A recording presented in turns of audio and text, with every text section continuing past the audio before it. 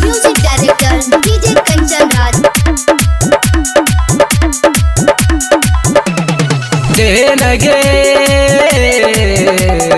हमरो छोड़ी देन गे हमरो छोड़ी अपना दीवाना के तू ये ना नहीं सता। हमरा से मिले छोड़ी ससुरा से सब छोड़वा के दै छी हमरा छे पता। नहीं ते तोहर सैया के देबोगे बताए। देन गे गे गे गे गे हमरो छोड़ी। Independent recording studio Sunwarsara Saharsa. Music director DJ Kanchan Raj. हाय हाय हाय ठुमक ठुमक के चलै छी छौड़ी। हिलै छो तोहर कमर गे हिलै छो तोहर ऊपर वाला खुलल छो चोली के सेटर गे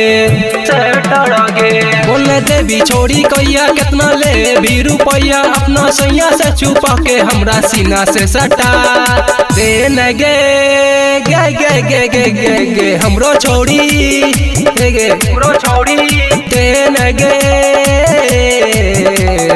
हमरो छोड़ी अपना दीवाना के तू ये ना नहीं सता। हमरा से मिले छोड़ी ससुरा से सब छोड़वा के दै छी हमरा छे पता। नहीं ते तोहर सैया के देबोगे बता। देन गे गे गे गे गे हमरो छोड़ी। Independent recording studio Sunwarsara Saharsa. Music director DJ Kanchan राज।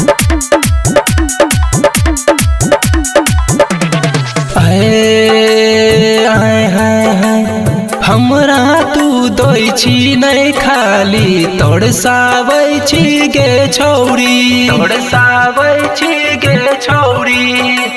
सब छोड़वा के दै छी तैयो हमरा सामने बनै छी भोली। कहो सरवन गीत तोरा किछो तो कलिप छोड़ी हमारा से मिल के बता। देन गे गे गे गे गे गे गे हमरो छोड़ी देन गे हमरो छोड़ी अपना दीवाना के तू ये ना नहीं सता। हमरा से मिले छोड़ी ससुरा से सब छोड़वा के दै छी हमरा छे पता। नहीं ते तोहर सैया के देबोगे बता।